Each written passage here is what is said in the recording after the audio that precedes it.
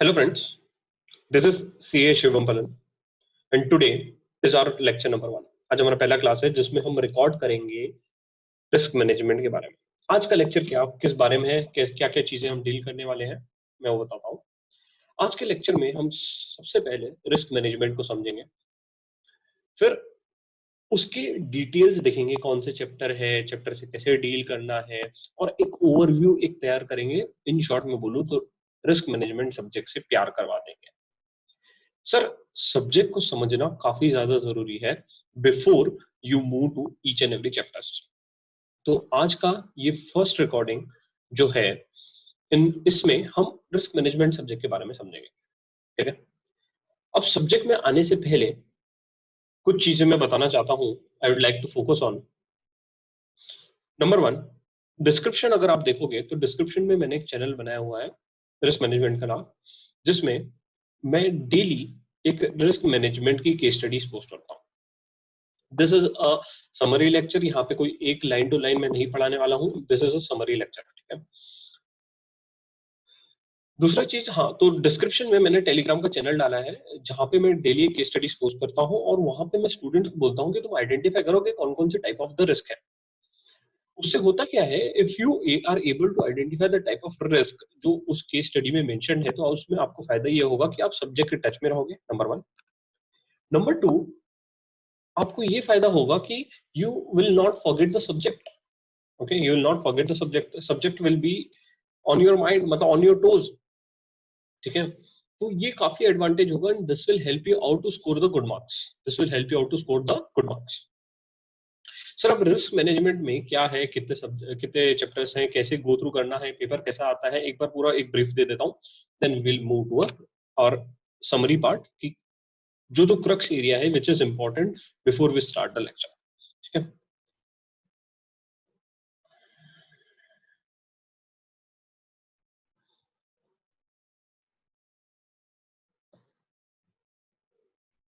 Just a second. तो this is the module for paper 6 से risk management, ठीक है। जहां पे आप देखोगे इंस्टीट्यूट के मॉड्यूल में हमें टोटल 9 चैप्टर्स है। सर, टोटल 9 चैप्टर्स है, जिसमें से अगर मैं देखूं तो पहले के जो 3 चैप्टर है वो तो मेरे को रिस्क के बारे में ही बताते हैं। Number 1 chapter is introduction to risk, second is sources and evaluation of risk, third is risk management. तो ये जो 3 चैप्टर हैं, ये तो तुमको रिस्क के बारे में जानकारी देंगे। अगर ये 3 चैप्टर ढंग से कर लिए ना, तो ही रिस्क मैनेजमेंट समझ में आएगा, पहली चीज बता रहा हूँ। This is the crux of entire risk management chapter, ठीक है। फिर आता है जो नया चैप्टर है, evaluation of risk management strategies, risk model, जो थोड़ा बहुत एसएफएम से भी रिलेटेड है, और इसमें थोड़ा बहुत प्रैक्टिकल क्वेश्चंस भी आते हैं वॉर के रिगार्डिंग। फिर आता है तुम्हारा credit risk and management, this is a specific, this are the chapters which will talk about the specific risk. The chapter number 6 जो है तुम्हारा स्पेसिफिक रिस्क पे बात करेगा। Chapter number 7 is risk associated with corporate government, ये भी फिर से स्पेसिफिक चीजों पे बात करेगा। ईआरएम, एंटरप्राइज रिस्क मैनेजमेंट, ये भी स्पेसिफिक चीजों पे बात करेगा। हम एक एक टॉपिक पे जाएंगे और अंडरस्टैंड करेंगे कि भाई चैप्टर्स में क्या है, कैसे डील करना है ना। तो वो सब हम डील करेंगे, तो उस पर आप टेंशन मत लो। As of now you just get a overview कि क्या है रिस्क मैनेजमेंट, कितने चैप्टर्स है। सिंपल सा चीज है, रिस्क मैनेजमेंट में 9 चैप्टर है। सर, लास्ट चैप्टर है ऑपरेशनल रिस्क मैनेजमेंट, ठीक है। एक एक चीज पे समझेंगे। फर्स्ट लेक्चर खत्म होने के बाद तुमको लगेगा भैया this is the subject which I wanted to give, this is the subject which I wanted to select in exam. Why, वो पता पड़ जाएगा। बिफोर स्टार्टिंग द लेक्चर काफी स्टूडेंट्स ये चीज मिस आउट कर देते हैं। This is the important thing which the student should not miss out. ये बोलता है कि कुछ इंटरमीडिएट का चैप्टर, इंटरमीडिएट से और फाइनल से, एसएफएम से तुमको ये चैप्टर्स प्रिपेयर करके जाने हैं, ठीक है। तो ये आई से टू द स्टूडेंट्स कि इस पे स्पेसिफिकली तुम ध्यान दो कि ये चैप्टर करके ही जाना है। This are the practical questions, इन सब चैप्टर्स में प्रैक्टिकल क्वेश्चंस दिया हुआ है ना। ये सब प्रैक्टिकल चैप्टर है जहां पे तुमको करके ही जाना है, ओके। अब मूव करते हैं हमारा पेपर पैटर्न पे और आज के डिस्कशन मटेरियल पे। सीए फाइनल पेपर 6 से रिस्क मैनेजमेंट में तुम्हें 5 केस स्टडीज दी रहेगी, ठीक है। उन 5 केस स्टडीज में से तुम्हें 4 केस स्टडीज सिलेक्ट करनी है, 4 case studies you have to select. अब सर 4 केस स्टडी कौन सी सिलेक्ट करूं, वो बताओ मुझे पहले। भाई 4 केस स्टडीज वो सिलेक्ट करो जिसमें तुम्हें लगता है ज्यादा मार्क्स स्कोर कर पाओगे।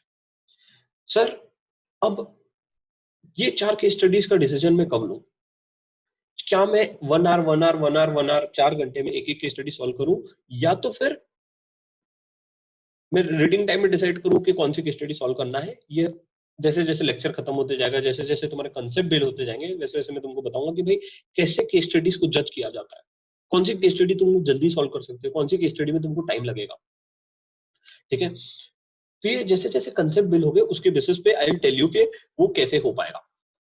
बट एज ऑफ नाउ तुम समझो कि सीएफएनएल पेपर 6 में 5 केस स्टडीज है, जिसमें से तुमको 4 केस स्टडी सिलेक्ट करनी है, और each case study is of 25 marks. ठीक है, उस 25 मार्क में से हर एक केस स्टडी में 10 मार्क के एमसीक्यू रहेंगे।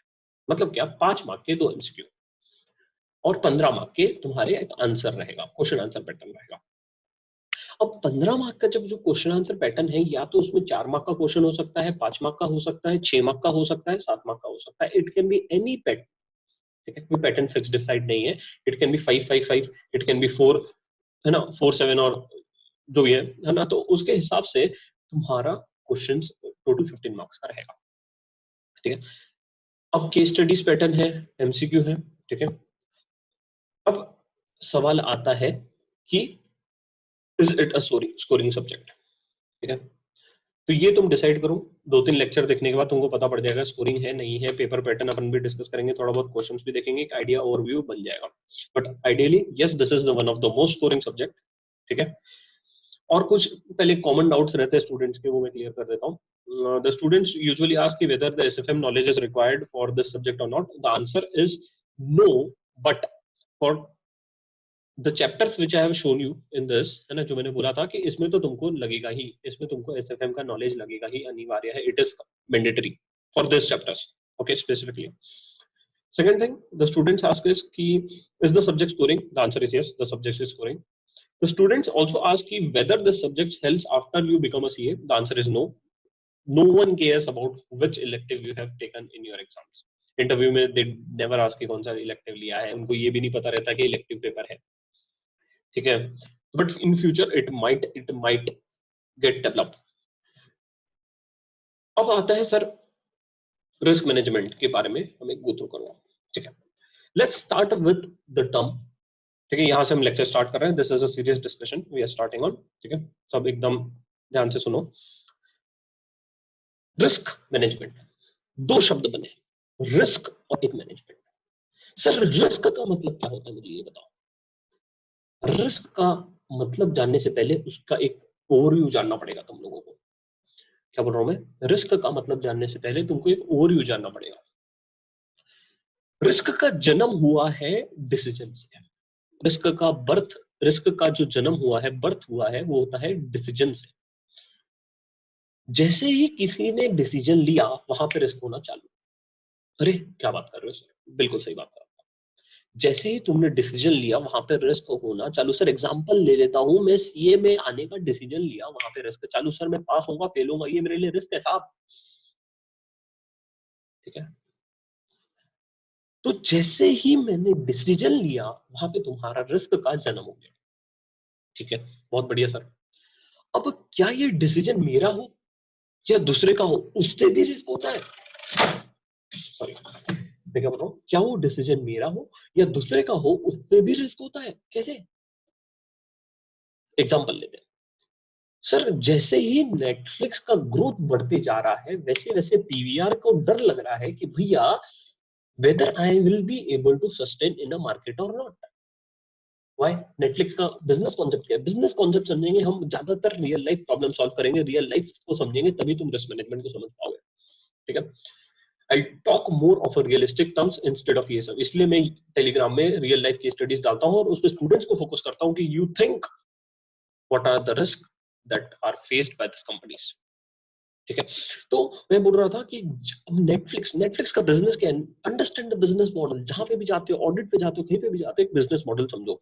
तो what is the business model of Netflix? Netflix का बिजनेस मॉडल ये है कि मैं तुमको एक वीडियो प्लेटफॉर्म या एंटरटेनमेंट प्रोवाइड करूंगा through posting the movies, through posting the हमारा वेब सीरीज है ना, ये सब मैं पोस्ट करके क्या करूंगा, लोगों को एंटरटेनमेंट करूंगा। ठीक है। बट यहाँ पे पीवीआर को रिस्क क्या है भैया जी? अगर कल जाकर लोगों को नेटफ्लिक्स की आदत लग गई, मैं क्या बोल रहा हूँ, अगर कल जाके लोगों को नेटफ्लिक्स की आदत लग गई तो पीवीआर का धंधा गया। PVR will not be able to sustain in the market if the people are addicted to the Netflix. After looking down to this corona situation, it seems that the PVR is more at risk, और तुम देखोगे तो PVR का share price इसलिए गिर रहा है। ठीक है सर, ये रिस्क था क्या था? ये रिस्क था सर। ये पीवीआर को रिस्क है क्योंकि नेटफ्लिक्स ग्रो हो रहा है, नेटफ्लिक्स ग्रो हो रहा है, पीवीआर डाउन हो रहा है, नेटफ्लिक्स जो हो रहा है, पीवीआर डाउन हो रहा है। ये पीवीआर के लिए क्या है? रिस्क है। अब पीवीआर के लिए रिस्क है, उसको अब उसको मैनेज करना पड़ेगा। ये कैसे पता पड़ेगा? उसको पता पड़ेगा रिस्क मैनेजमेंट के द्वारा। सर मेरे पास रिस्क है, मेरे को पता है, but how I am suppose to manage it? Through risk management techniques. Through risk management में को पहले रिस्क पता करो, फिर मैनेज करो, रिस्क पता करो, फिर मैनेज करो। ठीक है। अब मैं आता हूं कि डिसीजन जब भी मैं लेता हूं तो डिसीजन में दो चीजें इन्वॉल्व होती है। सबसे पहले मैंने बोला रिस्क का जन्म होता है डिसीजन से। Once the decision is taken, decision is always based on two things. One is probability and one is consequence. One is probability and one is consequence. Sir probability मतलब क्या? प्रोबेबिलिटी मतलब होने की संभावना है, किसी भी चीज की होने की संभावना को मैं कहता हूं भैया प्रोबेबिलिटी है। सिंपल सा example, tossing a coin, either it will be head or a tail, it is a probability, है ना? And no one can challenge the rule of a probability in the world. If you toss the coin for n number of times, you will definitely get a 0.5% of outcome. This is the rule of world. ठीक है। तो decision हमेशा दो चीज पे base रहेंगे, एक probability और दूसरा कॉन्सिक्वेंस। सर प्रोबेबिलिटी मतलब होने की संभावना, एंड कॉन्सिक्वेंस मतलब इंपैक्ट, असर, कितना असर होगा, कितना उसको जोर से फटका पड़ेगा। लोकल भाषा में बोलो तो कितना जोर का फटका पड़ेगा। ठीक है। तो कॉन्सिक्वेंस एंड इंपैक्ट। अब कॉन्सिक्वेंस सर, या तो मेरा कॉन्सिक्वेंस जो रहेगा वो either it will be positive और negative. Consequence will be either positive और नेगेटिव। सर पॉजिटिव और नेगेटिव मतलब क्या? कॉन्सिक्वेंस या तो मेरे लिए फायदेमंद होगा या तो फायदेमंद नहीं होगा। ठीक है। कॉन्सिक्वेंस या तो मेरे लिए फायदेमंद होगा या तो नहीं होगा, और उसके बेसिस पे एक आउटकम डिसाइड होगा। प्रोबेबिलिटी और कॉन्सिक्वेंस मिलके, प्रोबेबिलिटी और कॉन्सिक्वेंस मिलके एक आउटकम डिसाइड करेंगे। और वो आउटकम जो भी आउटकम आएगा वो कंपनी के लिए या तो फायदेमंद रहेगा या तो बुरा रहेगा। सर वो आउटकम या तो कंपनी के लिए फायदेमंद रहेगा या तो बुरा रहेगा। इसलिए मैंने बोला the outcome will decide that whether the risk taken has a positive or a negative consequence, है ना? वो आउटकम जो आएगा, चाहे देखो रिस्क लेना बुरा नहीं है, taking risk is not bad, taking risk is not bad, but taking an excessive risk which is more than your capacity, तुम्हारी कैपेसिटी से ज्यादा का रिस्क लोगे तो बुरी बात है ना? इन सब के लिए टर्म्स है, कितना कैपेसिटी है, रिस्क एपेटाइट क्या है, आगे अपन देखेंगे, आज इसी लेक्चर में देखेंगे रिस्क एपेटाइट क्या होता है ना? तो ये सब टर्म्स है, बहुत इंपॉर्टेंट है before you start the lecture. ठीक है। आज का लेक्चर बहुत ध्यान से सुनो, मैं दो तीन बार सुनो, बट बहुत ध्यान से सुनो आज का लेक्चर। ठीक है। तो मैं शुरुआत कहां से किया? रिस्क, रिस्क हुआ डिसीजन से। डिसीजन लेने पे या तो प्रोबेबिलिटी इनटू कॉन्सिक्वेंस, अब एक आउटकम डिराइव होगा। उस आउटकम के बेसिस पे मेरे को पता पड़ेगा कि भैया जी जो मैंने रिस्क लिया है, the risk which is taken has a positive or a negative consequence, whether it is an opportunity or a threat for me. Okay. अब यहां पे उसके बेसिस पे एक मैट्रिक्स बनता है जिसको हम कहते हैं रिस्क मैनेजमेंट मैट्रिक्स। ठीक है। दिस इज अ ओवरव्यू, मैं चैप्टर पे नहीं जा रहा हूं, ये सिर्फ ओवरव्यू है जो तुमको पता होना चाहिए रिस्क मैनेजमेंट चालू होने से पहले, फिर से बोल रहा हूं। ठीक है। तो रिस्क मैनेजमेंट मैट्रिक्स क्या होता है साहब? रिस्क मैनेजमेंट मैट्रिक्स में हमें एक चार पॉसिबिलिटीज ऑफ आउटकम देखते हैं based on your probability and consequence. ये टेबल बहुत इंपॉर्टेंट है, इसको एकदम ध्यान से समझना, एकदम ही दिल दिमाग कलेजे में उतार लो, बिकॉज इस पे ऑलरेडी ऑलरेडी हर एक अटेम्प्ट में एक ना एक क्वेश्चन पूछता है, हर एक अटेम्प्ट में। ठीक है, this is a part of chapter number 8 और 9 आई थिंक ना, उसका कंटेंट है। तो समझते हैं भाई रिस्क मैनेजमेंट इसके बेसिस पे क्या होता है, कॉन्सिक्वेंस और प्रोबेबिलिटी। सर प्रोबेबिलिटी या तो कम होगी या तो ज्यादा होगी, कॉन्सिक्वेंस मतलब इम्पैक्ट, असर, सर असर या तो ज्यादा रहेगा या तो कम रहेगा। उसके बेसिस पे मैंने चार चार उसको चार ब्लॉक में डिवाइड किया है। लो probability low impact, high probability low impact, लो probability high impact, high probability high impact. Sir simple सा समझ में आता है, अगर प्रोबेबिलिटी ज्यादा है और इम्पैक्ट ज्यादा है, अगर किसी भी चीज का होने की चांसेस ज्यादा है, if anything which has a probability of having an event is high and impact is also high, the company should not do it. Sir for example अगर मैं कोविड के टाइम, कोरोना के टाइम सबको office में बुलाऊंगा और बोलूंगा भाई तुम काम करो, बाजू बाजू में बैठो, तो प्रोबेबिलिटी ज्यादा है कि लोगों को कोविड हो जाएगा एंड इम्पैक्ट भी ज्यादा है कि लोगों को कोविड हो जाएगा। तो इस चीज को हर एक कंपनी चाहती है कि उसे अवॉइड करे, उसे ना करे, उसकी तरफ ना जाए। करेक्ट। तो उसके लिए रिस्क मैनेजमेंट मेरी स्ट्रेटेजी क्या हो गई कि भैया जी उसको अवॉइड करो, try to avoid that risk which has a high probability and high impact. ठीक है सर, एक और एग्जांपल दो, high probability high impact. Sir example है formula one racing car. Formula one racing car में अगर कोई भी बंदा जाता है, उसको उसका प्रोबेबिलिटी ज्यादा है क्योंकि वो गड़ी गड़ी करेगा, he wants to do that thing again and again। Sir मेरे को बोला मेरे को कार चलाने जाना है एकदम तेज, चला भाई, प्रोबेबिलिटी ज्यादा है तेरी मरने की और इम्पैक्ट भी ज्यादा है तेरे मरने का, कॉन्सिक्वेंस भी ज्यादा है, प्रोबेबिलिटी भी ज्यादा है और इम्पैक्ट भी ज्यादा है। इस सब इवेंट्स को क्या करना चाहिए, अवॉइड करना चाहिए। इसलिए बोला जाता है कि company should try to avoid this types of events, the company should try to avoid this type of event. इसको अवॉइड कर दो, इसको राइट कर दो। सर दूसरा चीज होता है लो प्रोबेबिलिटी लो इम्पैक्ट। लो प्रोबेबिलिटी लो इम्पैक्ट मतलब क्या होता है, एग्जांपल देता हूं। For example if you have a old car, if you have a old car और तुम उसको कभी कभी निकालते हो, डेली बेसिस पे नहीं निकालते हो, अगर तुम्हारे पास ओल्ड कार है और तुम उसको डेली बेसिस पे नहीं निकालते हो, कभी कभी नहीं निकालते हो, तो what is the probability of getting the old car accident? कम है यार, बहुत कम है। कभी कभी निकालते हैं, लो प्रोबेबिलिटी। इम्पैक्ट मैं धीरे चलाता हूँ और बोल देता हूँ चलो मैं, ओल्ड कार है और धीरे चलाता हूँ और कभी कभी निकालता हूँ, लो प्रोबेबिलिटी लो इम्पैक्ट। तो इससे कंपनी को कुछ क्या फर्क पड़ेगा, नहीं फर्क पड़ेगा साहब। तो इसको मैं ग्रीन कर देता हूँ, चलो अभी के लिए, है ना। तो इसको कंपनी चाहती है कि इसको रिटेन करे, सर मैं अपने पास रखूं, मैं अपने पास रखूं, मेरे को कुछ फर्क नहीं पड़ेगा इसको, अगर प्रोबेबिलिटी कम है इम्पैक्ट कम है, मैं अपने पास रखूं। ठीक है। तीसरा आता है high probability low impact. Sir घड़ी घड़ी घड़ी घड़ी घड़ी घड़ी घड़ी घड़ी again and again and again and again होता रहता है। ठीक है। अब कोई भी चीज घड़ी घड़ी होती है बट उसका इम्पैक्ट कम है। कोविड के पहले तक क्या होता था पता है, stock market was in stable stage, थोड़ा बहुत स्टेबल स्टेज में था, थोड़ा थोड़ा थोड़ा थोड़ा थोड़ा थोड़ा थोड़ा थोड़ा मूव होता था। ठीक है, स्लो स्लो स्लो, मतलब ज्यादा मूव नहीं होता था, थोड़ा थोड़ा मूव होता था। तो लो, उसका प्रोबेबिलिटी मूव होने का था, हाई प्रोबेबिलिटी था भाई मूव होगा, 100 point 200 point 20 point 50 point move होगा, वो कुछ नहीं मायने रखता, तो 100 पॉइंट प्रोबेबिलिटी था कि मूव होगा, बट इम्पैक्ट नहीं था। जैसे ही कोविड का न्यूज आया वैसे उसका इम्पैक्ट हो गया। तो वो कोविड का न्यूज आने की वजह से लो प्रोबेबिलिटी हाई इम्पैक्ट हो गया, बट नॉर्मली मैं स्टॉक मार्केट को देखता था तो हाई प्रोबेबिलिटी मूव होता था बट उतना इम्पैक्ट नहीं देता था साहब।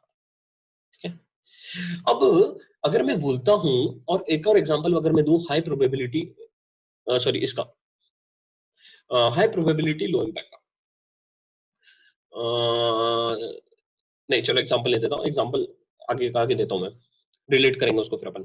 ठीक है, तो मैं बोल रहा था हाई प्रोबेबिलिटी लो इम्पैक्ट को कंपनी चाहेगी कि उसको रिस्क को क्या करे, रिडक्शन करे, रिस्क को कम करे। ठीक है, रिस्क को क्या करे, कम करे, रिस्क रिडक्शन। और जो लो प्रोबेबिलिटी हाई इम्पैक्ट है, लो प्रोबेबिलिटी कभी कभी होती है। फॉर एग्जांपल फायर कभी कभी लगती है साहब, रोज नहीं लगेगी फायर, प्रोबेबिलिटी कम है फायर लगने की बट इम्पैक्ट पूरा जला देंगे भाई, है ना। तो फायर को मैं क्या बोलूंगा, रिस्क को मैं ट्रांसफर कर दूंगा, मेरे को नहीं चाहिए, मला नहीं पाहिजे, I don't want this, I will transfer it to someone else. Sir किसी को इंश्योरेंस लेना ये भी एक रिस्क मैनेजमेंट का स्ट्रेटेजी है। इंश्योरेंस लेना this is also one of the strategy of risk management कि I transfer what, I transfer my risk to someone else. ठीक है, this is also called as risk management का strategy. ठीक है, तो अभी मैंने क्या बोला, रिस्क मैनेजमेंट मैट्रिक्स में हमने चार चीजें समझी। लो probability low impact, high probability low impact, लो probability high impact, high probability high impact. सबके लिए, चारों के लिए एक स्ट्रेटेजीज डिसाइड की। एक के लिए रिस्क रिटेंशन, एक के लिए रिस्क रिडक्शन, एक के लिए रिस्क अवॉइडेंस और एक के लिए रिस्क ट्रांसफर। ठीक है, अब एक अपने को चैप्टर नंबर 9 में अपन देखेंगे कि जनरली मैनेजमेंट जो रिस्क भूल जाता है, मैनेजमेंट भूल जाता है, स्किप कर जाता है, वो है लो प्रोबेबिलिटी हाई इम्पैक्ट वाला। कौन सा? लो प्रोबेबिलिटी हाई इम्पैक्ट। ठीक है, ये एक एमसीक्यू के पॉइंट ऑफ व्यू से बता रहा हूं। ठीक है, तो लो प्रोबेबिलिटी हाई इम्पैक्ट वाला जनरली मैनेजमेंट स्किप कर देता है। ठीक है, अब सर एक आपने टर्म लिखा है black swan event. Black swan event मतलब क्या? सर एग्जांपल देता हूं, दो एग्जांपल देता हूं। एक, कोविड-19। सर पता था क्या कोविड-19 होगा? किसी को नहीं पता था। क्या ये पता था कि कोविड-19 की वजह से कितना इंपैक्ट आएगा? नहीं पता था। ये इवेंट कभी कभी होता है, हाँ कभी कभी होता है, इसे कहते हैं ब्लैक ब्लैक सॉन इवेंट। इसे कहते हैं क्या? Black swan event. The event which is not on a recurring basis and which is occurs sometimes once in a while is called as a black swan event. एक और event हुआ था थोड़े दिन पहले, याद है? Demonetisation. Demonetisation was also a black swan event. कभी कभी होता है साहब, कभी कभी होता है, बहुत रेयर होता है एकदम से। ब्लैक सॉन इवेंट सर ये बता कभी कभी निकलेगी, ये बता कभी कभी निकलेगी। ठीक है, अब मैं आगे बढ़ता हूं एक बढ़िया से चीज के बीच में, रिस्क और अनसर्टेनिटी के बीच में। रिस्क और अनसर्टेनिटी में डिफरेंस क्या है साहब? रिस्क और अनसर्टेनिटी, रिस्क तो तुम अभी तक समझ गए होंगे भाई, रिस्क क्या है? रिस्क आया ही है डिसीजन से, प्रोबेबिलिटी और कॉन्सिक्वेंस का भाई है वो। उसके बेसिस पे हमने एक टेबल देखा, जिस टेबल को हम कहते हैं रिस्क मैनेजमेंट मैट्रिक्स। ठीक है, अब तो रिस्क के बारे में मुझे पता। रिस्क मतलब खतरा। ठीक है, आया है डिसीजन से। ठीक है, एक और चीज बताता हूँ, पेपर 6 से रिस्क मैनेजमेंट में तुमको कुछ याद नहीं करना है। याद नहीं करना है साहब। तुमको क्या होना चाहिए? You should know where the things are in a book, you should know how I can find it, you should have the best index in the world, in the world। ठीक है, बनाएंगे अपन ने बहुत तोड़ इंडेक्स बनाया भाई, किसी का जवाब ही नहीं, अपने इंडेक्स के सामने किसी का जवाब नहीं। तुम देखना इंडेक्स बहुत सही बनाए इस बार। ठीक है, और जो मैं कंपेयर करके पढ़ाऊंगा ना, अभी जो अपना नेक्स्ट लेक्चर तुम देखोगे इसके बाद वाला, तो उसमें मैंने बहुत सही कंपैरिजन किया। एक साइड में इंडेक्स रखा हूँ, एक साइड में मैंने बुक रखा हूँ, और दोनों को साइड बाय साइड कंपेयर किया और एक्सप्लेन करके गया हूँ। मजा आएगा तुमको। ठीक है, तो अब मैं आगे बढ़ता हूं, क्या? Risk versus uncertainty. Risk versus uncertainty. Risk तो मैंने बता दिया, अब अनसर्टेनिटी मतलब क्या? अनसर्टेनिटी मतलब क्या? कि मुझे पता है इवेंट क्या है, event is known but probability is unknown. Sir example दो, मुझे पता है मेरी कंपनी में आदमी चोरी करेगा, अरे भाई करेगा, नियति वैसी है लोगों की, करेगा भाई। Event is known but probability नहीं पता सर। I cannot assess कि what is the probability that a person will do the theft in my office. I don't know that. I am unaware of it. इसे मैं कहता हूं uncertainty. ठीक है, तो ये प्रोबेबिलिटी और इसका डिफरेंस है, रिस्क और इसका डिफरेंस है, सॉरी, अनसर्टेनिटी। एक एग्जांपल देता हूं रियल लाइफ का।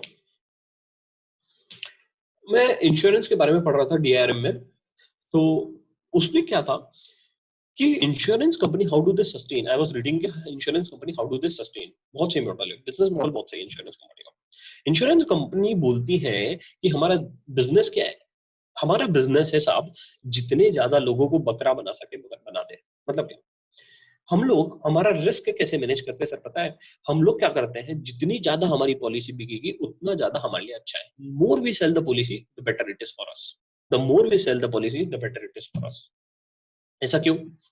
क्योंकि हमारे जो प्रोबेबिलिटी, हम इंश्योरेंस वाले खेलते हैं इस गेम ऑफ प्रोबेबिलिटी। हमें पता है सर आज 100 मरीज आएंगे, बट अगर मेरे पास 1000, if I have total customers of 1000 and if I got 100 patients today, the probability is 1000 by 10, that is what? 1/10, है ना? 1/10 प्रोबेबिलिटी है मेरा। But if I increase my crowd base from 1000 to 50,000 and I know the number of patients which are going to come is less, so this is a game of insurance। Insurance company इस तरीके से risk को manage करती है। समझ में आया? ठीक है, तो ये एक इंश्योरेंस कंपनी का एक बैकग्राउंड दिया मैंने। नेक्स्ट आते हैं प्रोसेस ऑफ रिस्क मैनेजमेंट। ये जो है ये गुरु मंत्र है, इसको मैं बोलता हूँ गुरु मंत्र। इसको तुम है ना ऐसे दिल और दिमाग में आधी रात को भी कोई उठा के पूछ ले तो भैया प्रोसेस ऑफ रिस्क मैनेजमेंट आना चाहिए, क्योंकि ये जो चीज है ना मजेदार चीज है साहब। ये जो चीज है वो मजेदार चीज है। ठीक है, एक सेकंड।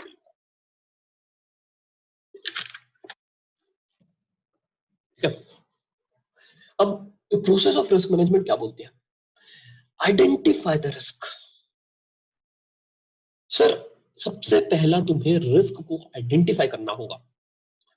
रिस्क को कैसे आइडेंटिफाई करूं वो अपन आगे टेक्निक्स देखेंगे, बट रिस्क को आइडेंटिफाई क्यों करना है?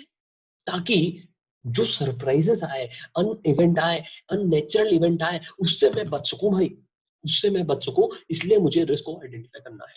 ठीक है, अब रिस्क को आइडेंटिफाई करने का तरीका क्या है? एक है शॉर्ट एनालिसिस और ईआरएम। अभी शॉर्ट में समझते हैं। शॉर्ट एनालिसिस तुमने आईपीसीसी एसएम में पढ़ा होगा, ठीक है, जिसमें हम कहते हैं स्ट्रेंथ, वीकनेस, अपॉर्चुनिटीज और थ्रेट। उसके बेसिस पे तुम आइडेंटिफाई करो रिस्क को। बहुत बढ़िया। ईआरएम क्या है? Enterprise risk management. आगे आएगा, आगे समझाऊंगा। एंटरप्राइज रिस्क मैनेजमेंट मतलब ही ओवरऑल बिजनेस के तरीके से हम रिस्क को मैनेज करेंगे। आगे समझाऊंगा और डिटेल में समझाऊंगा। सबसे पहले बोलता है प्रोसेस में कि तुम्हें रिस्क को देखो, समझो, आइडेंटिफाई करो। ठीक है, ये है एनालाइज द रिस्क। अब रिस्क को तुम एनालाइज करो, उसके बाद कितना है रिस्क। ठीक है, इवेलुएट करो। इवेलुएट करो मतलब रैंक करो कि कौन सा रिस्क ज्यादा है, कहां पे कम है। सिंपल सा एग्जांपल देता हूं। कोविड के time we have created zones, red zone, green zone and हमारा ऑरेंज जोन। ठीक है, इसको भी मैं आगे कोड कलर कोडिंग से बताऊंगा। तो ये जोन का क्रिएशन मेरे लिए क्यों जरूरी है? ये इवेल्युएशन है। मैं पता करूंगा कि भाई कहां पे रिस्क ज्यादा है, कहां पे रिस्क कम है। This is a technique through which I can evaluate the risk. मैंने पता किया कि भैया रेड जोन में रिस्क ज्यादा है, अब मेरे को ट्रीट करना है। अगला स्टेप क्या आता है? ट्रीट करो, है ना। ट्रीट कैसे करूंगा? कि भैया वहां पे लॉकडाउन कर दूंगा, उधर खोलूंगा ही नहीं मैं जून तक। अरे भाई खुल जाएगा, एग्जाम्पल दे रहा हूँ, एग्जाम होगी तुम्हारी। ठीक है, तो जून तक मान लो कि नहीं होगा तो this is a way, lockdown रहेगा। This is a way to treat the risk. ठीक है, और उसके बाद आता है मॉनिटर द रिस्क। फिर रिस्क को देखो, ओवरऑल लेवल पे अभी देखते रहो कि कहीं तुमको मिल रहा है क्या, है ना। और उसी के लिए मॉनिटर करने के लिए ही हम बनाते हैं रिस्क रजिस्टर। अब रिस्क रजिस्टर क्या होता है सर? बताता हूँ मैं। हर एक चीज को, कॉन्सेप्ट को रिलेट कर रहा हूँ, बांध रहा हूँ, ये सब अलग अलग चैप्टर का क्रक्स है। ठीक है, अब रिस्क रजिस्टर क्या होता है भाई? Risk register it is a record of identified risk for a project. Sir एक प्रोजेक्ट के लिए मैंने कौन कौन से रिस्क को आइडेंटिफाई किया है, ऐसे मैं कहता हूँ क्या, रिस्क रजिस्टर। उसमें रिस्क रजिस्टर रजिस्टर में मैंने सब चीजों का रिकॉर्ड रखा है। क्या बोल रहा हूं मैं? रिस्क रजिस्टर में मैंने सभी चीजों का रिकॉर्ड रखा है कि कौन कौन से रिस्क है, उसको कैसे सॉल्व करूंगा, उसके वेज क्या है, उसके कॉन्सिक्वेंस क्या है, उसकी प्रोबेबिलिटी क्या है, मेरे को मॉनिटरी टर्म्स में कितना नुकसान होगा। सर एक रिस्क रजिस्टर दिखा सकते हो? अरे बिल्कुल दिखाएंगे भाई, क्यों नहीं दिखाएंगे। अभी देखो ये आ गया रिस्क रजिस्टर, जूम कर दो। जूम कर लिया भाई। देखो रिस्क रजिस्टर में क्या क्या बोलते हैं, इसमें है पेन, हाँ, है ना। जूम नहीं होगा आई थिंक, है ना। अरे बाप रे बाप, सॉरी, है ना। तो फिर सबसे पहले क्या क्या बोलते हैं? द मेन रिस्क, रिस्क क्या है ना। फिर क्या बोलता है? ओनर कौन है। फिर रीजन और कॉज क्या है, इफेक्ट क्या है, प्रोबेबिलिटी क्या है, इम्पैक्ट क्या है, लेवल क्या है, रिस्क रिस्पॉन्स स्ट्रेटेजी क्या है और कॉस्ट क्या है। देखो भाई ये सब होता है risk register. This is a real life risk register. जो लोग ने इंटरनल ऑडिट किया होगा ना वो इसको रिलेट कर पा रहे होंगे, बिकॉज इंटरनल ऑडिट में भी लोग थोड़ा बहुत इससे सिमिलर बनाते हैं, कलर कोडिंग करते हैं, है ना।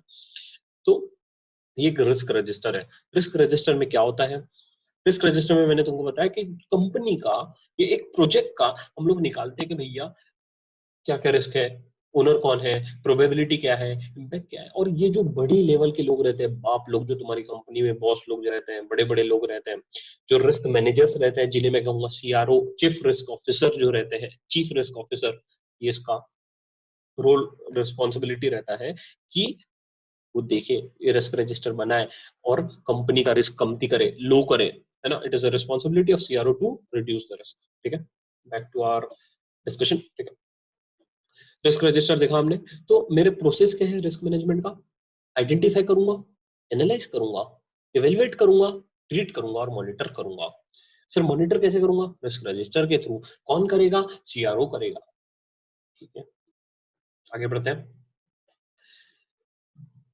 अब रिस्क जो आता है वो दो दो जगह हो सकता है, या तो वो रिस्क इंटरनल रहेगा या तो वो एक्सटर्नल रहेगा। अरे भैया क्या बोल रहे हो?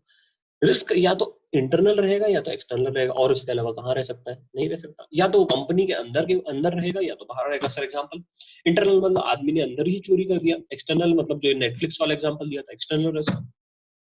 ठीक है, तो या तो वो रिस्क इंटरनल रहेगा या तो वो रिस्क एक्सटर्नल रहेगा। करेक्ट। अब उस रिस्क को उस रिस्क को मैं या तो कंट्रोल कर सकता हूं या तो नहीं कर सकता हूं। चार ही चीज होगी। इंटरनल रिस्क रहेगा, एक्सटर्नल रिस्क रहेगा। इंटरनल को या तो मैं कंट्रोल कर पाऊंगा, नहीं कर पाऊंगा। एक्सटर्नल को कंट्रोल कर पाऊंगा, नहीं कर पाऊंगा। बस बस खत्म। बट इस चीज का यहाँ पे रिलेवेंस खत्म नहीं होता। इस चीज का रिलेवेंस ये है कि जैसे ही तुमने कोई भी रिस्क ढूंढा, क्या बोल रहा हूँ, जैसे ही तुमने कोई रिस्क ढूंढा, वहां पे तुम इस चार चीजों को सोचो हमेशा।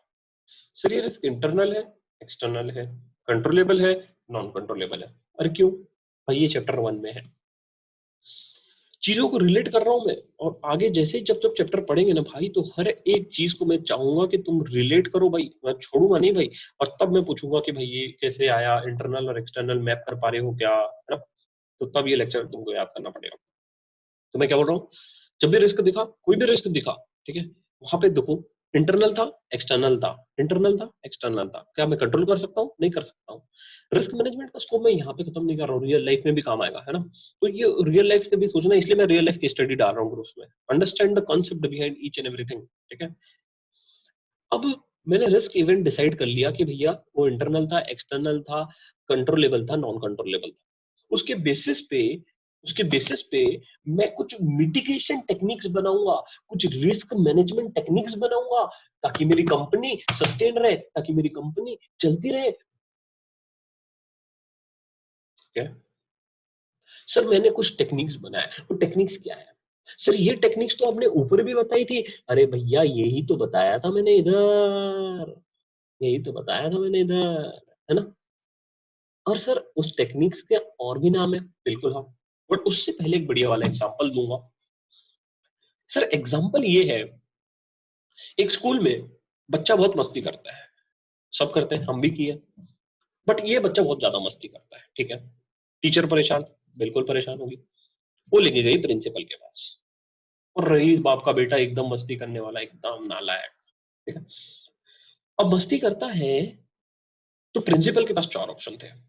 ये मैं एग्जांपल इसलिए दे रहा हूं ताकि ये तुमको वर्ड्स याद हो जाए और कैसे होता है। देखो, प्रिंसिपल के पास लेके गए, प्रिंसिपल के पास चार ऑप्शन थे। हर प्रिंसिपल के पास चार ही ऑप्शन होते हैं। या तो मैं देखो इस स्कूल में रहने दूं, नंबर 1 ऑप्शन, ठीक है, जिसे मैं कहता हूं टॉलरेट, जिसे मैं कहूंगा टॉलरेट, देखो, है ना? या तो मैं तेरे को स्कूल में रहने दूं, टॉलरेट करूंगा मैं तेरे को बैठ के। या तो मैं तेरे को झापड़ मार के, चपाटा मार के, लाफा मार के, डंडी मार के, कुछ भी करके तेरे को ट्रीट करूंगा, सुधार दूंगा। करेक्ट। या तो मैं तेरे को ट्रांसफर कर रहा हूँ, I don't want you in this school, I shift you to the another school, हमारा दूसरा ब्रांच है, वहां पे शिफ्ट कर दो, ठीक है। या तो मैं तेरे को टर्मिनेट कर दूंगा, निकाल दूंगा। आई don't want this type of students in my school is very punctual about this, ठीक है। तो उसी तरीके से रिस्क मैनेजर को, सीआरओ को, चीफ रिस्क ऑफिसर को हैज टू डिसाइड कि what I am supposed to do with this risk, whether I am supposed to tolerate this risk, whether I am supposed to transfer this risk, whether I am supposed to terminate this risk, or whether I am supposed to treat this risk. This is based on whether the risk is internal, whether the risk is external, whether the risk is controllable, whether the risk is non controllable. इन सब factors के basis पे CRO बोलेगा कि भैया जी what is the financial impact, what is the impact, मैं क्या करूं। उसके बेसिस पे सीआरओ डिसाइड करेगा कि क्या मैं रिस्क को ट्रांसफर करूं, टॉलरेट करूं, टर्मिनेट करूं या ट्रीट करूं। मतलब ही मैं रिस्क को रिटेन करूं, ट्रांसफर करूं, अवॉइड करूं या रिडक्शन करूं। समझ में आया? चीजों को रिलेट करो, ठीक है। रिलेट हो रहा है, आई थिंक अभी तुम लोगों को भी समझ में आ रहा है कि चीजें कैसे रिलेट होती है। और यहाँ पे मोटा मोटी रिस्क के बारे में हमारा कॉन्सेप्ट जो था, ब्रॉड ओवरव्यू था। रिस्क क्या होता है, कैसे टॉलरेट होता है, कैसे मैनेज होता है, इंटरनल क्या होता है, एक्सटर्नल क्या होता है, प्रोबेबिलिटी क्या होती है, इम्पैक्ट क्या होता है, ठीक है, ये खत्म होता है। अब मैं आता हूं मैनेजमेंट पार्ट में, ठीक है। सर रिस्क है तो उसको मैनेज करना पड़ेगा, कम करना पड़ेगा, तभी कंपनी चल पाएगी। Think from a business perspective, yes, think from a business perspective. अब रिस्क है तो मैनेज करूंगा, करेक्ट। अब मैनेजमेंट के कई टेक्निक्स दिए हैं बुक्स में, बट ज्यादातर क्वांटिटेटिव और क्वालिटेटिव टेक्निक्स दिए हैं, जो एक कलर कोडिंग है। कलर कोडिंग का मैं तुमको एक एग्जांपल देता हूं, एक्सेल में बनाता हूं बढ़िया सा, देखो अभी एक्सेल बड़ा हो जा, जूम कर देता हूं तो अच्छे से दिखेगा, ठीक है। तो कोविड के टाइम में बोल रहा था, मोदी जी ने 3 कलर बनाए हैं, एक रेड जोन, एक है ऑरेंज जोन, और एक है green zone, correct. Green zone मतलब no risk, correct. Orange zone मतलब मॉडरेट रिस्क, और रेड जोन मतलब हाई रिस्क, करेक्ट। अब ग्रीन जोन पे कोई रिस्क नहीं है, रिस्क कम है। यहाँ पे क्या मेरे को रिस्क मैनेजमेंट करना पड़ेगा? नो। मॉडरेट जोन में रिस्क है बट कम है, मॉडरेट जोन में रिस्क है बट कम है, यहाँ पे मेरे को रिस्क मैनेजमेंट करना पड़ेगा, आंसर इज यस।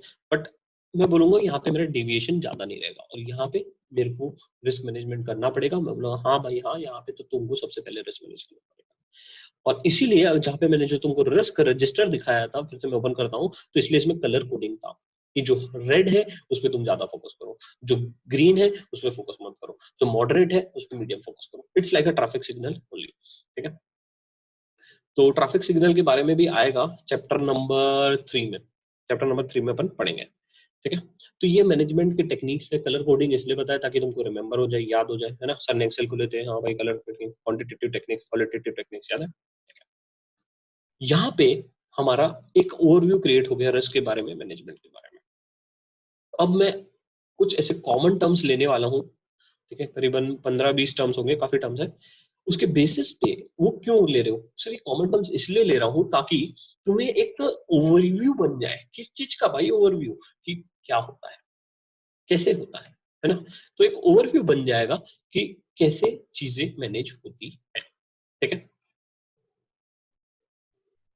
ठीक है। तो सबसे पहला जो कॉमन टर्म है वो है वैल्यू एट रिस्क। अरे भाई साहब, चैप्टर नंबर 5 रिस्क मॉडल, इसमें आता है। सबसे पहला दो चीज समझते हैं। एक एग्जांपल देता हूं यार, एग्जांपल देने का मन हो रहा है, ठीक है।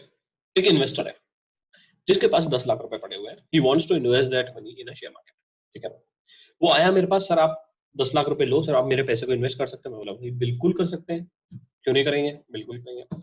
वो आके मेरे को पूछा कि भैया जी इस पैसे को आप इन्वेस्ट तो कर लोगे? मैं बोला हाँ कर लूंगा। Sir but what is the probability that you will lose this money, मतलब क्या, कि सर क्या प्रोबेबिलिटी है कि आप ये पैसा लूज कर दोगे? मैं बोला प्रोबेबिलिटी तो नहीं बता सकता, बट मैं तेरे को एक चीज बता सकता हूँ। मैं बोला क्या? मैं बोलूंगा 99% प्रोबेबिलिटी है कि ये पैसा 50,000 से ज्यादा नहीं डूबेगा। 99% प्रोबेबिलिटी है ये 50,000 से ज्यादा नहीं डूबेगा। अच्छा, मैं बोला, वो बोला सर 1% प्रोबेबिलिटी क्या है? मैं बोला कुछ भी हो सकता है भाई, देख नहीं रहे हो डिमोनेटाइजेशन, कोरोना, बस वही चीज है। जो मैं 99% प्रोबेबिलिटी का बात किया, विच इज है ना, 99% पे प्रोबेबिलिटी पे मैं बोल रहा हूँ 50,000 डूबेगा under normal circumstances, that in that case I was talking about the VaR value at risk, the loss which will be there at normal circumstances. Normal circumstances पे तुमको 50,000 तक का लॉस हो सकता है, बट अब नॉर्मल सर्कमस्टेंसेस पे जैसे कोरोना का इफेक्ट आया, शेयर मार्केट दन दन दन दन दन दन गिर गया, डिमोनेटाइजेशन और दन दन दन दन दन गिर गया, है ना। तो अब नॉर्मल सर्कमस्टेंसेस में तुमको कितना लॉस होगा वो बताएगा तुम्हें स्ट्रेस टेस्टिंग, जबकि नॉर्मल सर्कमस्टेंसेस में कितना लॉस हुआ वो तुमको बताएगा वैल्यू एट रिस्क। वॉर क्या बताएगा? वैल्यू एट रिस्क बताएगा। वॉर बताएगा कि भाई नॉर्मल सर्कमस्टेंसेस में मुझे कितना लॉस हो रहा है, ठीक है, क्लियर है। आगे बढ़ते हैं। बेसिल, बेसिल क्या बोलता है भाई? बेसिल बोलता है, बेसिल एक बैंकिंग रेगुलेटरी बॉडी बनाई गई है, बैठाई गई है, जो सुपरवाइज करेगी, है ना, रूल्स बनाएगी, सुपरवाइज करेगी बैंक्स को, सर बेसिल का आप इसको क्यों समझा रहे हो भाई? क्योंकि बेसिल 1, बेसिल 2, बेसिल 3 है ना, बेसिल्स की अलग अलग गाइडलाइंस है, बेसिल्स के द्वारा डेफिनेशंस है, ये सब तुमको आगे आएगा। फिर तुम घड़ी घड़ी पढ़ोगे सर बेसिल, अरे बेसिल है क्या बता दो। अरे बेसिल एक बॉडी है भाई, जो बनाई गई है किसके द्वारा? बैंकिंग के द्वारा, जो रूल्स एंड रेगुलेशंस को सुपरवाइज करेगी। सर आईएसओ 31000 क्या है फिर? आईएसओ 31000 क्या है? आईएसओ 31000 जो है, it is a standard relating to risk management, family of standard relating to risk management. ये क्यों बनाया गया है भाई? ये बनाया गया है ज्ञानबाजी करने के लिए, to provide a principle, to provide a guide, है ना, गाइडलाइंस किस पे? Risk management. ठीक है, ये तुम्हें गाइडलाइंस देगा। आईएसओ 31000 का डेफिनेशन क्या है रिस्क मैनेजमेंट के हिसाब से? चैप्टर नंबर 1 पेज नंबर, ये खोलो, खत्म। याद करना है? नहीं याद करना है भाई, बट पता तो होना चाहिए आईएसओ है क्या। करेक्ट, इसलिए बता रहा हूँ। ठीक है, तो रिस्क मैनेजमेंट में याद करने का कुछ नहीं है। Only the thing what you have to do is you have to know where the things are plotted. ठीक है, आगे बढ़ते हैं। SA 315 मेरा फेवरेट है। अरे भाई, identifying and assessing the risk of material misstatement through understanding the entity and its environment and its relevant internal control। Sir risk of material misstatement मतलब क्या? रिस्क ऑफ मटेरियल मिसस्टेटमेंट मतलब क्या? ऐसी गलती जो मटेरियल है, इंपॉर्टेंट है ना, जिसकी वजह से ऑडिटर का डिसीजन चेंज हो सकता है। मिसस्टेटमेंट है, गलती है, मटेरियल है, इंपॉर्टेंट है, ठीक है, जिसकी वजह से ऑडिटर का डिसीजन चेंज हो सकता है। तो ऑडिटर का जिम्मेदारी है कि वो अंडरस्टैंड करे फाइनेंशियल स्टेटमेंट्स को, असर्शन लेवल्स पे अंडरस्टैंड करे कि क्या रिस्क है। ठीक है,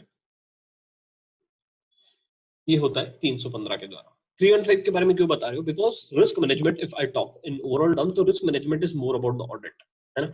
ये ऑडिट के बारे में बताएगा, ऑडिट टाइप ही लगता है। और ऑडिट मेरा फेवरेट सब्जेक्ट है। वो बात अलग है कि ऑडिट में 40 मार्क आए थे। ठीक है, तो I did my internship in audit background, USA internship किया था। सो बट वो रिलेट मत करो कि how did you score 40 marks. ठीक है, that is a different story. ठीक है, OECD, what is an OECD? OECD क्या है? An OECD is a inter, है ना, इंटर गवर्नमेंट ऑर्गेनाइजेशन, जो क्या करता है, ये बनाया गया है ताकि कंट्रीज जो है, डेवलप कंट्रीज जो है ना, कंट्रीज जो है वो फटाफट डेवलप हो सके। ओईसीडी एक इंटर गवर्नमेंट ऑर्गेनाइजेशन है जो बनाया गया है ना, in the interest of what, most develop countries, ताकि कंट्रीज डेवलप हो सके फास्ट, ताकि कंट्रीज क्या हो सके, डेवलप हो सके फास्ट। ठीक है, ओईसीडी समझ में आ गया। अब थोड़ी चीज, अब मजेदार टर्म समझते हैं थोड़े, है ना। एक होता है रिस्क एपेटाइट, एक होता है रिस्क टॉलरेंस। एक होता है रिस्क एपेटाइट, एक होता है रिस्क टॉलरेंस। रिस्क टॉलरेंस मतलब क्या? वर्डिंग पढ़ता हूँ, एक एक वर्डिंग पे बजाय। How much risk an organisation can tolerate और विलिंग टू विथस्टैंड। ठीक है, मैं कितना रिस्क टॉलरेट कर सकता हूँ, ये होता है रिस्क टॉलरेंस। तुम्हारा टॉलरेंस लिमिट कितना है? देखो, रिस्क लेना बुरी बात नहीं है, रिस्क लेना अच्छी बात है, but to a limit, which to a limit to which you can tolerate, to a limit to which you can tolerate. ठीक है, और रिस्क एपेटाइट मतलब क्या? सर एपेटाइट मतलब मैं कितना रिस्क लेना चाहता हूं, विलिंग टू टेक, मेरी इच्छा क्या है ना। सर दो चीजें, दोनों अलग अलग चीजें। मेरी इच्छा ही नहीं है खाना खाने की, इसका मतलब ये नहीं है कि मैं खाना नहीं खा सकता। समझ रहे हो? रिलेटेड विद रिस्क, मेरी इच्छा नहीं है सर रिस्क लेने की, बट इसका मतलब ये नहीं कि मैं रिस्क ले नहीं सकता। एक और एग्जांपल देता हूँ, मेरा इच्छा नहीं है अभी शेयर मार्केट में इन्वेस्ट करने की, बट इसका मतलब ये नहीं है कि मैं इन्वेस्ट नहीं कर सकता। ठीक है, तो वैसे ही ये दोनों टर्म्स है। रिस्क टॉलरेंस मतलब क्या, कि मैं कितने रिस्क को टॉलरेट कर सकता हूँ साहब। बट रिस्क एपेटाइट मतलब क्या, कि मैं कितना रिस्क लेने की इच्छा रखता हूँ। करेक्ट, समझ में आया? मैं कितना रिस्क लेने की इच्छा रखता हूँ। तो रिस्क एपेटाइट पे काफी क्वेश्चंस मिलेंगे तुमको बुक में भी, और ये काफी चैप्टर्स में इंटर रिलेशन है रिस्क एपेटाइट का। नेक्स्ट आते हैं हम risk averse, risk neutral, risk seeking. भाई तीन प्रकार के बंदे रहते हैं। एक बंदा जिसको हमेशा डर लगा हुआ रहता है कि मेरे को रिस्क नहीं लेना है, मेरे को सीधा साधा जीवन जीना है। ठीक है, तो if you go to a good investor, है ना, if you go to an good investor, he ask you three type of question. Which type of person you are, what is your age limit, है ना। Age limit मतलब तुमको तुम्हारी as क्या है, उसके बेसिस पे वो तुम्हारा रिस्क रिस्क एपेटाइट निकालता है ना। उसके बेसिस में देखो, अब मैं अब से I use the start using the technical terms, है ना, उसके बेसिस पे हम क्या निकालते हैं? Risk appetite, how much risk you are willing to take, risk appetite निकालते हैं। तो whether you are a risk averse person, whether you are a risk neutral person, or whether you are a risk seeking person, the terms itself explain what I want to say, but फिर भी मैं समझाता हूँ। Risk averse मतलब क्या? भैया मैं फट्टू आदमी हूँ, मैं फट्टू आदमी हूँ, मेरी फटती है भैया रिस्क से। अपन डेट में ही खुश है, अपन लिक्विड फंड में ही पैसा इन्वेस्ट करें, मेरी फटती है भाई, मेरी फटती है भाई, है ना? तो मैं रिस्क अवर्स बनता हूँ। रिस्क न्यूट्रल मतलब क्या? I will invest in both, I will invest in both, I am this type of person, मैं रिस्क न्यूट्रल पर्सन हूँ, ठीक है। रिस्क सीकिंग मतलब भाई अपनी नहीं फटती, पैसा डूबे डूबे कुछ नहीं होगा अपने को, अपन भैया से इक्विटी वाले आदमी है, अपना जीगरा है भाई, जीगरा भाई का जीगरा बड़ा है, कुछ नहीं होगा। डालो इक्विटी में, डालो बॉन्ड्स में, डालो इसमें, डालो ऑप्शंस में, डालो फ्यूचर्स में, डालो, है ना, बिटकॉइन में डालो, जहां डालना है डालो, अपना भाई जीगरा है, जीगरा भाई का जीगरा है। लगा भाई रिस्क सीकिंग आदमी हो तुम, तुम्हारा वही है, ठीक है। अब दो शब्द समझो, inherent risk, residual risk. Inherent risk, residual risk, इसके लिए भी एक एग्जांपल है बहुत बढ़िया। एग्जांपल समझो पहले, सीएफएनएल का पेपर चल रहा है, क्लास में लोग बैठे हैं, बच्चे बैठे हैं, बढ़िया पेपर लिख रहे हैं, ठीक है। धीरे से मास्टर जी, जो मास्टर जी थे क्लास में, he left out the class for some reason, because he got some phone call, ठीक है, चलो बहुत बढ़िया, he left out of the class, बहुत बढ़िया। Chance of cheating increased, yes, inherent risk है। एग्जांपल नहीं समझ में आया, सब समझो। मास्टर जी जैसे ही क्लास के बाहर निकले, बच्चों ने चीटिंग करना चालू कर दिया। मास्टर जी को भी पता है, तुमको भी पता है, इनहेरेंट रिस्क है, कुछ नहीं कर सकते। मास्टर जी नहीं रहेंगे, बच्चे चीटिंग करेंगे, इनहेरेंट रिस्क है, बच्चों के खून में है। सर सीए फाइनल वाले भी, अरे हाँ भाई, तुमको नहीं करना है पर, ठीक है। तो इनहेरेंट रिस्क है सर, मास्टर जी बाहर गए, बच्चे चीटिंग करेंगे, इनहेरेंट रिस्क है, रिस्क है सर, बच्चे चीटिंग करेंगे। अब रेसिडुअल रिस्क मतलब क्या? सर मास्टर जी क्लास में मतलब कंट्रोल आ गया, मतलब कंट्रोल है सर, मास्टर जी क्लास में मतलब कंट्रोल है। सर मास्टर जी के होने के बाद भी बच्चे चीटिंग करते हैं, वो रेसिडुअल रिस्क, बच्चा कुछ कुछ नहीं कर सकते, कुछ नहीं कर सकते, रेसिडुअल। तो what I say is, if I calculate the score, calculate the score of inherent risk minus residual risk, I will get a control score, I will get a control score. मतलब क्या? अगर जब master जी बाहर थे तब 100 बच्चे cheating करते थे, है ना? अरे बाप रे, है ना? अब मास्टर जी जब क्लास में है फिर 10 बच्चे चीटिंग करते हैं अभी, है ना? है ना? मास्टर जी जब क्लास में तब 10 बच्चे चीटिंग करते हैं, जो मेरा कंट्रोल स्कोर हो गया 90, मेरा कंट्रोल स्कोर कितना हो गया? 90, ठीक है। अब मैं चैप्टर के ओवरव्यू पे आ रहा हूँ, है ना, और अपना यहाँ पे डिस्कशन खत्म हो जाएगा, तो अब मजेदार आएगा। I will move to the first step, control loan काम करता है, ठीक है। सबसे पहले इंट्रोडक्शन टू रिस्क में हम रिस्क के बारे में समझेंगे, क्या है रिस्क, कैसे है, कौन कौन टाइप ऑफ रिस्क है। Sources and evolution of risk में भी रिस्क के बारे में समझेंगे, रिस्क मैनेजमेंट टेक्निक्स के बारे में समझेंगे, रिस्क मैनेजमेंट कैसे होता है। रिस्क मैनेजमेंट चैप्टर छोटू सा चैप्टर है, मजेदार चैप्टर है, बट है ना, इसमें भी ये तो मेजरली अभी कवर हो चुका है, ठीक है, जो समझाया लिंक समझाया उससे कवर हो चुका है। ये अभी नया चैप्टर है ना। आईटी रिस्क के बारे में पढ़ेंगे, इसमें डिजास्टर रिस्क के बारे में पढ़ेंगे, रिस्क कल्चर क्या है, एटीट्यूड ऑफ रिस्क मैनेजमेंट कैसा होना चाहिए ना, वो सब पढ़ेंगे। रिस्क मॉडल में मैंने अभी तुमको बताया क्या, वॉर के बारे में बताया, स्ट्रेस टेस्टिंग बताया क्या होता है, ठीक है।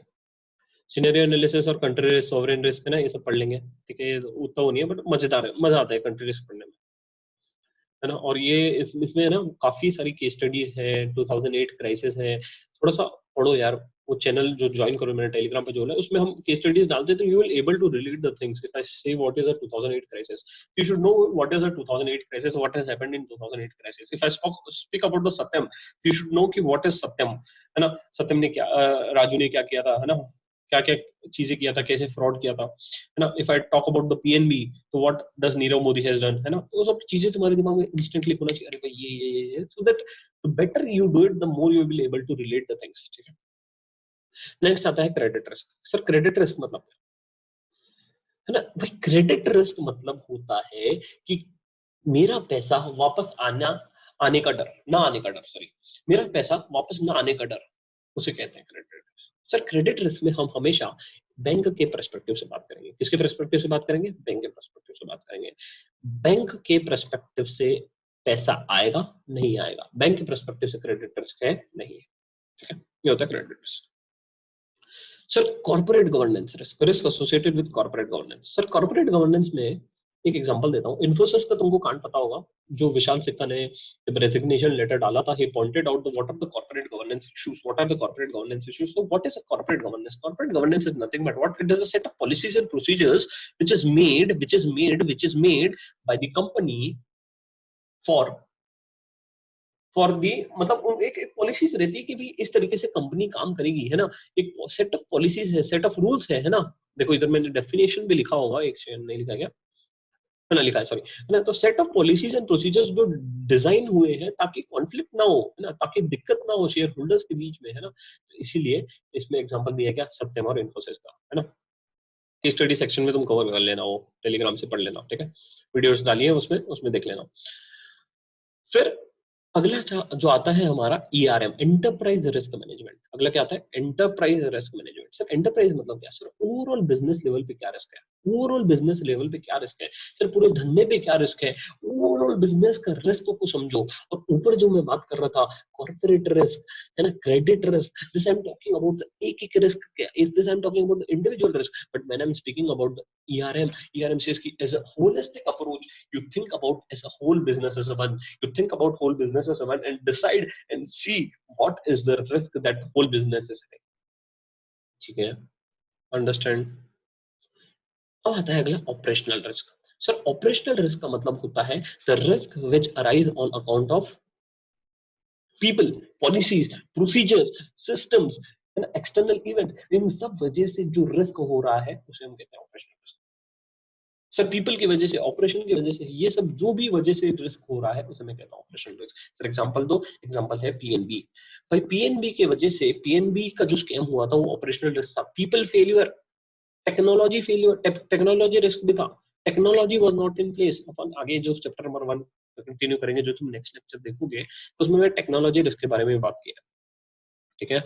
तो यहाँ पे what I say is we have covered the all of the important topics. तो हम स्टार्ट कैसे किए, एक समरी ओवरव्यू दे देता हूँ। सबसे पहले मैंने बोला रिस्क, रिस्क जो होता है डिसीजन से आता है, decision is based on probability into consequence, consequence क्या है आइदर पॉजिटिव और नेगेटिव, उसके बेसिस पे आएगा एक आउटकम, आउटकम को मैं देखूंगा कि क्या वो आउटकम मेरे लिए फेवरेबल है या नहीं है। उसके बाद मैंने देखा रिस्क मैट्रिक्स, रिस्क मैट्रिक्स में मैंने प्रोबेबिलिटी और कॉन्सिक्वेंट के चार प्रोबेबिलिटी ये देखा, चार इवेंट्स देखा, जिसमें मैनेजमेंट जो ज्यादातर भूलता है वो कौन सा इवेंट है, लो प्रोबेबिलिटी हाई इंपैक्ट वाला इवेंट।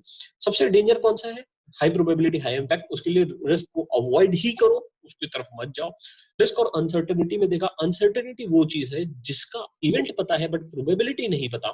फिर हमने एक इंश्योरेंस कंपनी के बताया कि how insurance company dilutes its risk by taking more and more number of insurer.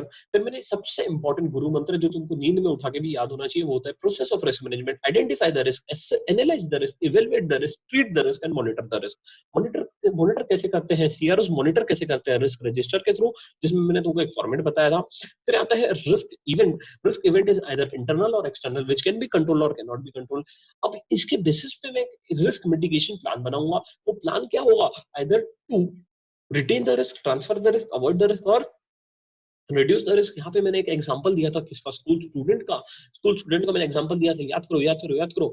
और उसके बाद मैंने बताया था कि मैनेजमेंट कैसे होता है, इधर इट विल बी क्वांटिटेटिव और क्वालिटेटिव, जहाँ पे मैंने कलर कोडिंग बताया था, मोदी जी कैसे कलर कोडिंग करेंगे, रेड ग्रीन और तुम्हारा ऑरेंज, जिसमें वो है ना कोरोना को कैसे कंट्रोल करेंगे। फिर मैंने वॉर और स्ट्रेस टेस्टिंग के बारे में बताया, वॉर जब होता है जो under normal circumstances, stress testing अब नॉर्मल सर्कमस्टेंसेस, मैंने एग्जांपल दिया था 10,000 रुपए, सॉरी 50,000 का लॉस होगा, but what is the loss that I can face under the 1% of the cases, वो बहुत ज्यादा हो सकता है। अब नॉर्मल इवेंट होता है उसे हम स्ट्रेस टेस्टिंग बोलते हैं। ऊपर हमने एक ब्लैक सॉन इवेंट के बारे में भी पढ़ा था जो कभी कभी आता है। बेसिल, आईएसओ 315 और ओईसीडी के बारे में बताया, ठीक है, इसके बारे में एक्सप्लेन नहीं करूंगा। रिस्क टॉलरेंस और रिस्क एपेटाइट का मैंने बहुत बढ़िया एग्जांपल दिए थे, बहुत चीजों से रिलेट किया था इफ यू रिमेंबर। तो रिस्क एपेटाइट जो होता है तुम्हारा one willingness to take the risk but if I talk the tolerance level कि भैया तुम टॉलरेट कर सकते हो कि नहीं, है ना, तो उसके बारे में देखा। तीन प्रकार के बंदे रहते हैं, एक होता है फट्टू, एक होता है जिगरा और एक होता है बैलेंस। फिर हमने देखा inherent risk, residual risk, class में मास्टर जी रहेंगे तो तुम चीटिंग करोगे, क्लास में मास्टर जी नहीं रहेंगे तो तुम चीटिंग करोगे, दोनों का डिफरेंस जो होगा मेरा कंट्रोल स्कोर बन जाएगा। फिर मैंने बताया गवर्नेंस रिस्क है ना, कॉर्पोरेट गवर्नेंस क्या होता है। फिर मैंने बताया ईआरएम, ओवरऑल रिस्क रिडक्शन, तुम्हें पूरे बिजनेस का रिस्क रिड्यूस करना है, ना कि तुम एक एक चीज के रिस्क के पीछे दौड़ोगे, तुम ओवरऑल रिस्क के पीछे दौड़ो, ओवरऑल रिस्क को तुम रिड्यूस करो। फिर मैंने लास्ट में जो कंक्लूड किया है क्रेडिट रिस्क के बारे में। ठीक है। लास्ट में मैंने क्या कंट्रोल किया है, क्रेडिट रिस्क के बारे में। तो यहाँ पे हमारा चैप्टर तो कंप्लीट नहीं हुआ यहाँ पे, बट एक ओवरऑल व्यू मेरे को व्यू बन गया कि रिस्क मैनेजमेंट क्या है, रिस्क मैनेजमेंट कैसे होता है, रिस्क मैनेजमेंट कंट्रोल कैसे होता है, रिस्क मैनेजमेंट क्या है। This is all about the risk management. ठीक है, अब हम जो नेक्स्ट लेक्चर देखेंगे तो हम कैसे गो थ्रू करेंगे। तो सबसे पहले मैं तुमको बताऊंगा कि इंडेक्स कैसे देखना, इंडेक्स में कैसे चीजों को देखना है, इंडेक्स को गो थ्रू कैसे करना है ना। और फिर will start with the chapter number 1। Chapter number 1 is one of the most important chapter. 1, 2 and 3 are one of the most important chapter, जिसमें से अगर इफ आई टॉक तो 40 टू 30 टू 40% जो क्वेश्चंस आते हैं चैप्टर नंबर 1, 2, 3 से आते हैं। और चैप्टर नंबर 1 से एक क्वेश्चन पक्का आता है, identify the type of risk which is faced by this company. तो ये जो है बहुत इंपॉर्टेंट है चैप्टर नंबर 1, और मजा आ जाएगा। अभी तक का लेक्चर तुमको आई होप अच्छा लगा होगा। कुछ भी इंप्रूवमेंट्स है, कुछ भी इंप्रूवमेंट पॉइंट्स है, you can tell me frequently on comment section of YouTube. Number 1। Number 2, हमेशा मेरा डिस्क्रिप्शन बॉक्स चेक करो, मैं उसमें कुछ ना कुछ तो डालूंगा ही, कुछ ना कुछ तो रहेगा ही, है ना। और नंबर 3, लेक्चर को प्लीज अच्छे से सुनो, ध्यान से सुनो, because this is the one of the most important lecture which I am saying, because this will relate to lot of things and hell lot of things this will be related to. जब हम chapter start करेंगे और एक एक chapter revision करना start करेंगे, तब तुम बोलोगे हाँ भाई चैप्टर जो फर्स्ट लेक्चर जो हमने रिलेट किया था ना भाई, वही हमको अभी चीजों को समझने में हेल्प कर रहा है। ठीक है, और केस स्टडी सुनो भाई, प्लीज केस स्टडी सुनो जो मैं डाल रहा हूँ टेलीग्राम चैनल में। ये जो केस स्टडी है भाई, सत्यम में क्या हुआ है, सोचो भाई कौन सा रिस्क है, क्या है, फिर compare your answer. If any risk I am missing out there, you point out me कि सर ये आपने रिस्क नहीं लिखा है। और ये वीडियो शेयर करो, ठीक है, ज्यादा से ज्यादा दोस्तों के साथ शेयर करो, ताकि सबको बेनिफिट हो। भाई कोई अपना इंटेंशन नहीं है पैसा वैसा कमाने का, अपन भी स्टूडेंट ही है तुम्हारे जैसे, बस ये बन गया है। ठीक है, तो मैंने सोचा यार स्टूडेंट्स को हेल्प आउट करते हैं, this is the time only we I can contribute something for a society. ये कल्चर बहुत खराब कर दिया है भाई, हर चीज के लिए पैसा मांगो, अपना वो कल्चर नहीं है भाई। ठीक है, अपने को लोग कमाने, अपना पैसे तो कमा ही रहे हैं भाई, पैसा जॉब से कमा रहे हैं, अपने को क्या कमाना है, लोग कमाना है अपना, तो ये इंटेंशन है भाई। ठीक है, ऑल द बेस्ट, इज्जत से पढ़ो, ध्यान से पढ़ो, कोई डाउट आता है पूछो टेलीग्राम पे पूछो। ठीक है, थैंक यू फ्रेंड्स। ठीक है, एंड सॉरी यार, थोड़ा मतलब Hindi is a usual language which I speak, तो sorry for those who are not able to catch up that much in Hindi, but sorry यार, मतलब उतना इंग्लिश में मैं नहीं कर पाता हूँ, क्योंकि मेरी जो फ्लुएंसी आती है वो हिंदी में ही आती है, and I can better explain in Hindi, but I will try to use more of English henceforth. Let's see.